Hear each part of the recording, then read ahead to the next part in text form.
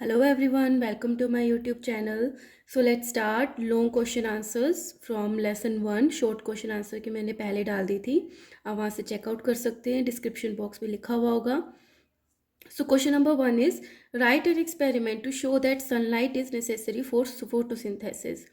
Photosynthesis वो process है जिसमें प्लांट्स जो अपना खाना बनाते हैं, फूड सिंथेसाइज करते हैं in the presence of sunlight. But आपको एक एक्सपेरिमेंट लिख के बताना है जो ये शो करता है कि सनलाइट की प्रेजेंस में ही फोटोसिंथेसिस होता है, और अगर सनलाइट नहीं होगी तो फोटोसिंथेसिस भी नहीं होगा. So let's start. For this experiment सबसे पहले क्या लिखेंगे? We take a healthy potted plant and keep it in a dark room for 2 to 3 days to destarch the leaves. तो हम एक पॉटेड प्लांट लेंगे जो हेल्दी होगा और उसको 2-3 दिन के लिए डार्क रूम में रख देंगे. डार्क रूम का क्या मतलब है कि वहाँ पे सनलाइट नहीं आ रही है, तो वो जो प्लांट होगा वो डी स्टार्च हो जाएगा, क्योंकि ऑलरेडी जो डी स्टार्च प्रेजेंट था वो यूटिलाइज कर लेता है प्लांट. तो वो प्लांट कैसा हो गया? लीव्स कैसे हो गए उसके? डी स्टार्च हो गए. Now we will cover one of its leaf partially with a strip of black paper. अब क्या है, हमने एक लीफ लिया उसी पॉटेड प्लांट का, उसका एक जो बीच का पार्ट था उसको ब्लैक स्ट्रिप से कवर कर दिया. ये भी ओपन है, ये पार्ट भी ओपन है, थोड़े से पार्ट को ब्लैक स्ट्रिप लगा दी. And put the plant in the sunlight for few hours. और उसके बाद उस प्लांट को कुछ घंटे के लिए हमने फिर से सनलाइट में रख दिया. After that we pluck this leaf. उसके बाद हमने जिस पे हमने ब्लैक स्ट्रिप लगाई थी उसको प्लक किया and remove the black strip, और उस स्ट्रिप को हटा दिया. In next step we remove the green colored chlorophyll from the leaf by boiling it first in the water then in the alcohol. अब जो हमने ये लीफ लिया था इसका ग्रीन कलर था, तो हम इसका क्लोरोफिल का पिगमेंट जो है ग्रीन कलर वो कैसे रिमूव करेंगे? पहले इसको बॉयल करेंगे वाटर में, देन उसको बॉयल करेंगे अल्कोहल में. In this way we get a decolourise leaf. तो हमें कैसा लीफ मिलेगा? डी कलर, जिसका कोई कलर नहीं रहा. After that we wash the leaf again with water. उसके बाद वापस से उस लीफ को पानी से वॉश कर लेंगे. After adding a few drops of iodine on the colourless leaf. उसके बाद हमने क्या ऐड किया? Few drops of iodine add की on the colorless leaf. We see that the part of the leaf covered with black paper does not turn blue black on adding the iodine solution, while the uncovered parts turn blue and black.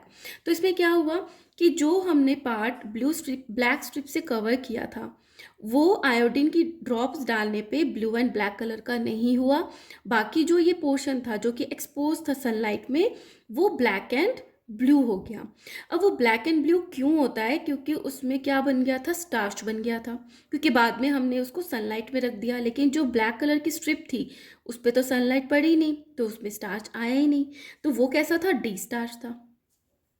It is because the cover part of the leaf could not gate sunlight. क्योंकि जिस part को हमने cover कर दिया था उस पर sunlight नहीं आ रही थी, hence no starch is formed right in this part. इसलिए क्या हुआ? उस पार्ट पे स्टार्च ही नहीं बना.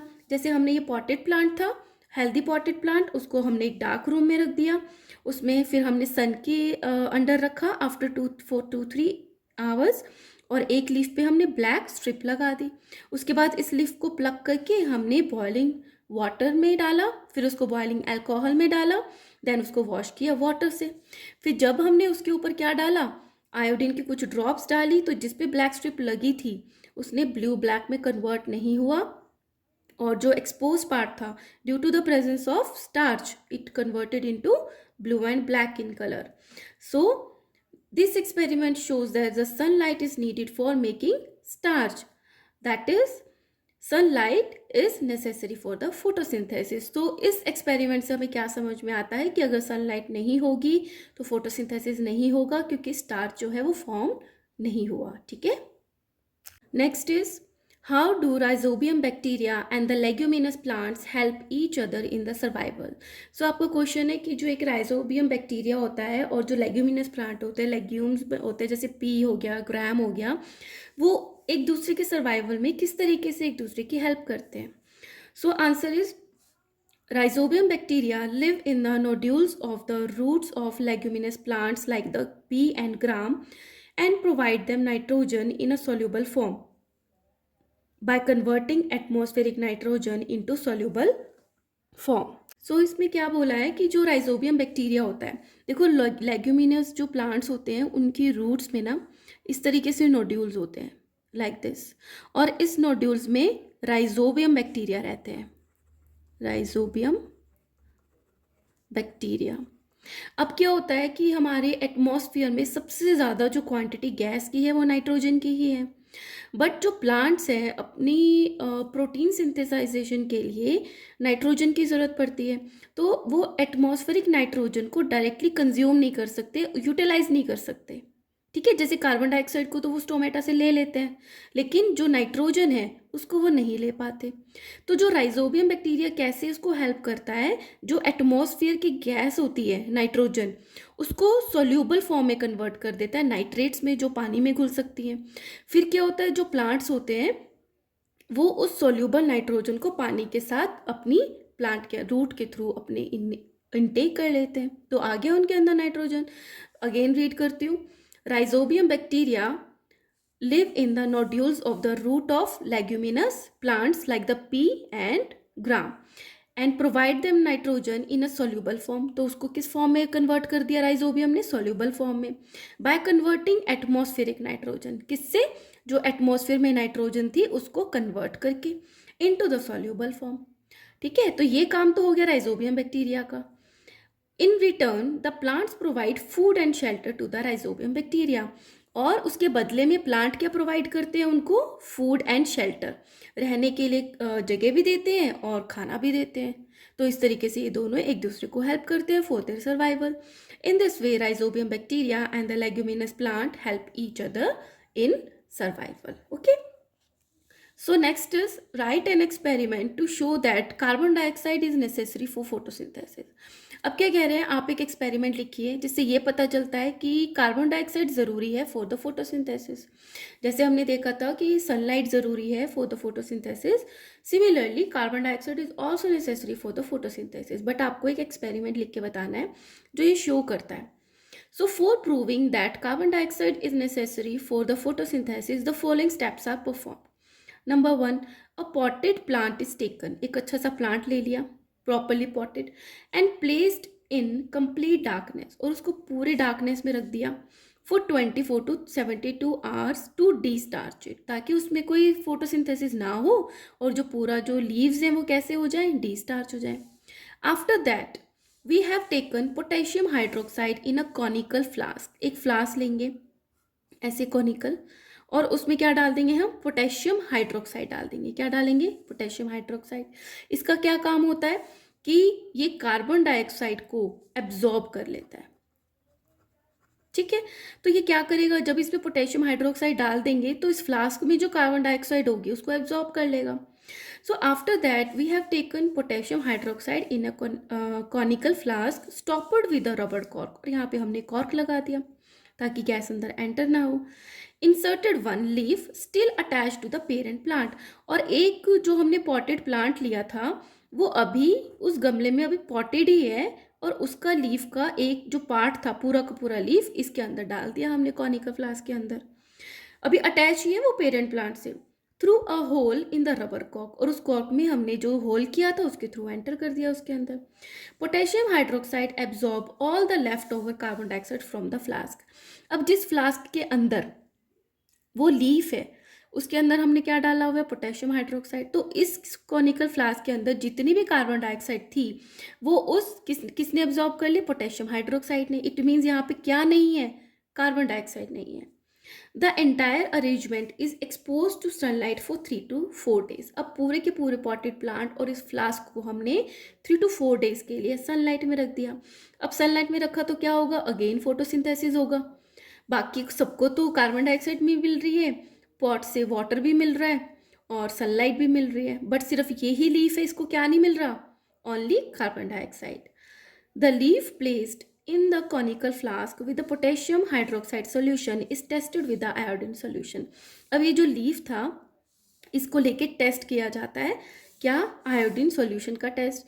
क्या होता है आयोडीन सॉल्यूशन का, कि अगर क्लोरो स्टार्च प्रेजेंट है लीफ के अंदर तो अगर उसके ऊपर आयोडीन सॉल्यूशन डालते हैं तो वो किस में कन्वर्ट हो जाता है, ब्लू ब्लैक कलर में। ठीक है, और अगर नहीं है स्टार्च तो वो उसका कलर चेंज नहीं करेगा, ठीक है। The leaf placed in the conical flask with the potassium hydroxide solution is tested with the iodine solution, this does not turn blue black. तो ये जो लीफ था जो इसके कॉनिकल फ्लास्क के अंदर था वो ब्लू ब्लैक ही नहीं हुआ। क्यों नहीं हुआ? क्योंकि उसमें स्टार्च ही नहीं बना है, ठीक है। Conclusion, the leaf trapped inside the conical flask did not perform photosynthesis, क्योंकि वहां पे क्या नहीं हुआ है? फोटोसिंथेसिस नहीं हुआ है। As it did not receive any carbon dioxide, क्योंकि उसको कोई कार्बन डाइऑक्साइड नहीं मिली। Therefore by this experiment we can say that carbon dioxide is necessary for photosynthesis. तो हम क्या बोल सकते हैं कि जो कार्बन डाइऑक्साइड है वो फोटोसिंथेसिस के लिए ज़रूरी है। So this is the experiment which shows that carbon dioxide is necessary for photosynthesis, right? Next question is, discuss any two types of heterotrophic nutrition in the plant। आपको two types के heterotrophic nutritions के बारे में बताना है। तो सबसे पहले स्टूडेंट्स, आप कोई भी एग्जाम में टेस्ट में लिखते हो स्कूल में, तो आपको जस्ट ऐसे स्टार्टिंग नहीं कर देनी है, आपको ये सोचना है कि टीचर को आपको अच्छे से अच्छे आंसर देना है। तो इसमें क्या करोगे, देखो आपको पूछा है हेट्रोट्रॉफिक न्यूट्रिशन, तो आप पहले थोड़ा सा हेट्रोट्रॉफिक न्यूट्रिशन के बारे में लिखो, फिर उसके टाइप्स लिखोगे, ठीक है। So there are some plants which do not have chlorophyll, so they can not synthesize their food. कुछ प्लांट्स होते हैं जिनमें क्या नहीं होता? क्लोरोफिल, तो वो अपना खाना खुद नहीं बना सकते। सच plants depend on the food produce by other green plants, तो वो वाले प्लांट्स जो हैं दूसरे प्लांट्स पे डिपेंड करते हैं for their food, are called the heterotrophs. तो ऐसे प्लांट्स को क्या बोल देते हैं? Heterotrophs. And this type of nutrition is called the heterotrophic nutrition, और इस टाइप के न्यूट्रिशन को क्या बोलेंगे? हेट्रोट्रॉफिक, ठीक है। देखो अच्छी स्टार्टिंग हुई है। फिर हम आते हैं two types of heterotrophic nutrition are saprotrophic nutrition, parasitic nutrition, ठीक है। सेप्रोट्रॉफिक न्यूट्रिशन क्या होता है? The mode of nutrition in which the non green plants obtain their nutrients from the dead and the decaying organic matter of the plant and animals is called saprotrophic nutrition. वो वाला mode of nutrition जिसमें non green plants जो अपना खाना तो खुद नहीं बना रहे हैं, बट वो किस पे डिपेंड करते हैं? जो डेड हो गए हैं प्लांट और जो सड़ रहे हैं एनिमल और अ प्लांट, डिके हो रहे हैं या डेड हो रहे हैं, उनका जो ऑर्गेनिक मैटर है उसको एज अ फूड लेते हैं, दे आर कॉल्ड सेप्रोट्रॉफ्स। और ऐसे न्यूट्रिशन को क्या बोल देते हैं? Saprotrophic nutrition. Example is Indian pipe and the coral root are the saprotrophic nutrition, ठीक है। ये एग्जाम्पल्स है सेप्रोट्रॉफ के।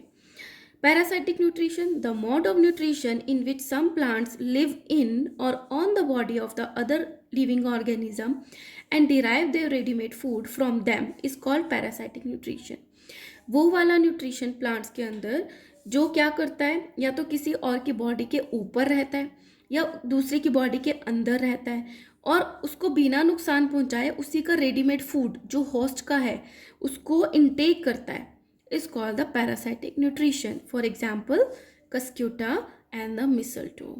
So this is about the long question answer. If you like my videos, please subscribe my channel. Thank you.